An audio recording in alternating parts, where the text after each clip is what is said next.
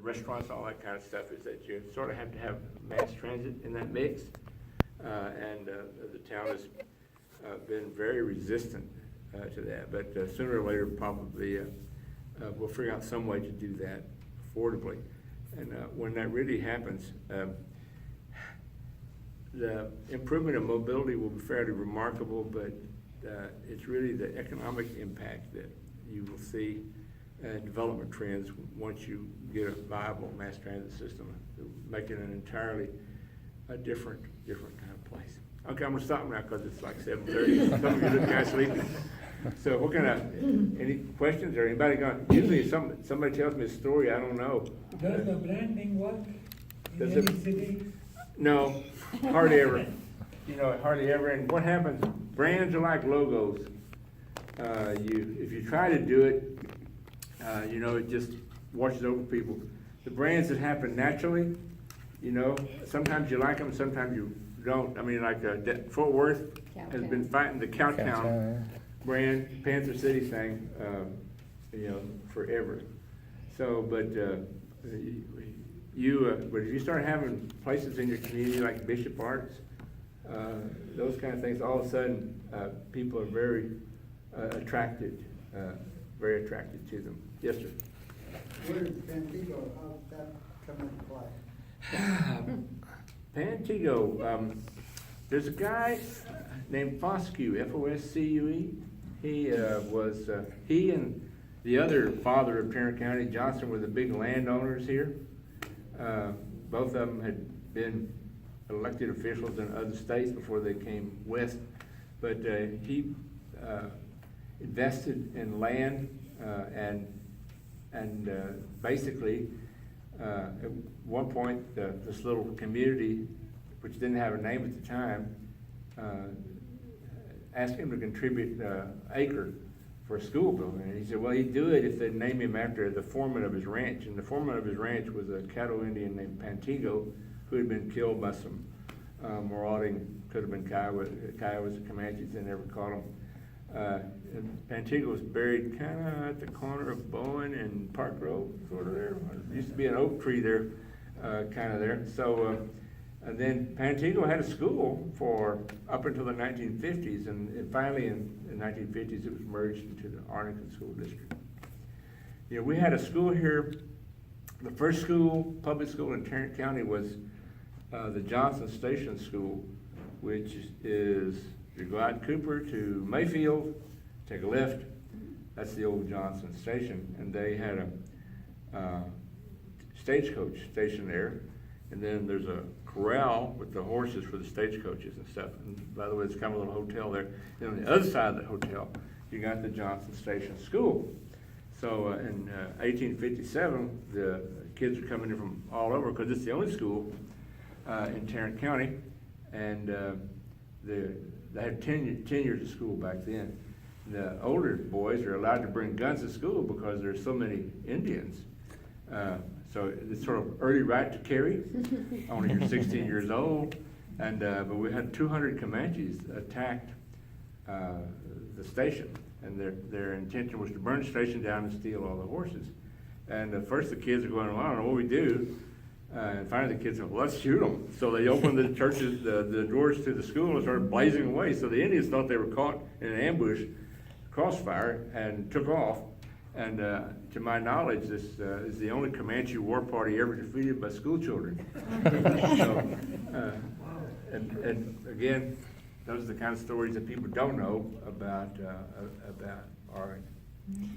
Okay. Yes, ma'am. One of the stories that you've told that I really enjoy is the events that occurred around the filling up of Lake Arlington. Yeah. And one of the things Tom didn't tell General Motors when they came in, they just assumed there was plenty of water. And then when they gave Tom, by the way, here's how much water that we will need for the plant when it's built out to full things. He looked at it and he saw that General Motors alone would use more water than every single city water well in Arlington. And so he came up with, decided that we would build Lake Arlington, and they had the election in 57. They call it the opponents of it call it Vandergast Folly. It's a little 2,000 acre land, and I don't know if you lived in this part of the world. In April of 57, it started to rain, and it rained every day, not all day every day. It rained every day for 28 straight days. You know, the little town I lived in was completely shut off. All the creeks and things had overrun the deals, and so the lake filled up in basically 28 days there, and so that provided enough water for the town and for General Motors. That lake would be enough water today for a town of maybe 40 or 50,000.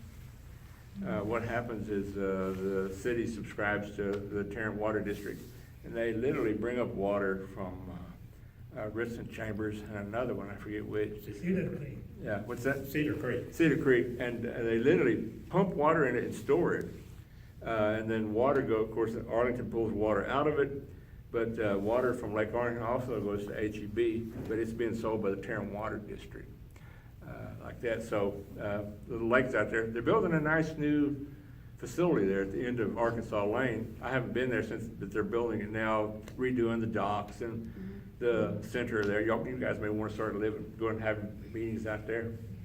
Somebody had their hand up. Yes, ma'am. I've got a question, it goes back not that far. When we built what is now the new baseball stadium, and we all had to vote on that, originally, I thought we were going to have some kind of a river walk type area in there. Yeah. And then nothing developed, and one of the issues that I have with that whole area there is, I guess we were up in Oklahoma City, is it? Yeah, Bricktown. Bricktown all of a sudden has a river walk.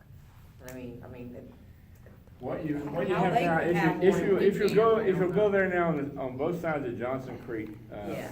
they have a linear path, and now of course Texas Live is going in, and I'm guessing that won't be the last development there. And then you got I'm Holtz talking Lake. about restaurants. Yes, yeah, well, You know, there's 4 or 5. There are 4 or 5. shopping. Texas Live is gonna. Texas Live has 4 or 5 restaurants and a hotel. And and that's I'm- on the water? Yeah, it's right on the edge of the water. Right on the edge of the creek. I mean, so Yeah, it's like right on the you'll edge be of the walking creek, like yeah. on a river walk? It You know, won't I be- know where it that won't- is, I it don't won't- see it- water anywhere there, I'm sorry. There won't be any backed up water, it won't be a river walk like San Antonio or even the Creek Yard. But the big problem, and you know this, is Johnson Creek is so uncontrolled. Temperamental. Up and down. I'm guessing they probably will actually put some of the deflatable dam stuff so that you'll have a little water. There's a lake there already. I mean, it's aesthetics more, than anything. Yeah, It's people what I'm love to trying be say. around water, and, Well- but they have been talking about that for 20, 25 years. Yes. But I think you're gonna see it closer to it now. There's a sculpture garden, trail there now that they put stuff up, which by the way, they have to take 2 or 3 up, because now they're in the way of Texas, Texas Live. Yeah. The Texas, Arlington on Tap is this sort of monthly lecture series downtown. In June, second Tuesday in June at Legal Draft, it's 6 to 8 at night. Urshay, the new general manager of Texas Live, is gonna be the speaker.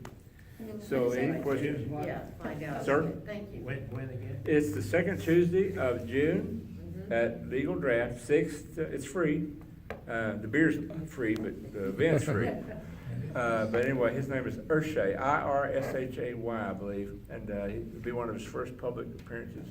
So he's gonna tell us everything you wanna know about Texas Live. I hope it works, man, because they got 50 million of your dollars in that.